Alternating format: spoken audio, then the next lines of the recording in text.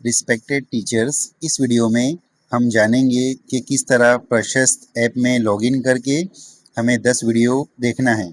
सबसे पहले आप प्ले स्टोर में प्रशस्त ऐप सर्च करें। इसे डाउनलोड करने के बाद हम इसे ओपन करेंगे। ओपन होने के बाद हमें प्रशस्त ट्यूटोरियल में जाना है। उसके बाद यहाँ हमें अपनी स्कूल का यूडाइस कोड और अपना मोबाइल नंबर टाइप करना है और कैप्चा कोड डालने के बाद सेंड ओटीपी पे टिक करेंगे। इस तरह हमारे मोबाइल में ओटीपी आएगा। ओटीपी सबमिट करने के बाद हम इस ऐप में लॉगिन हो जाएंगे। यहाँ ऊपर साइड में आपका प्रोफाइल है और इस तरह टोटल यहाँ 10 वीडियो मौजूद है। यहाँ आप जितनी भी वीडियो देखेंगे वो यहाँ इस तरह कंप्लीटेड में वो वीडियो काउंट होती जाएगी। यहाँ अभी 10 वीडियो पेंडिंग है, यानी अभी एक भी देखी नहीं गई है।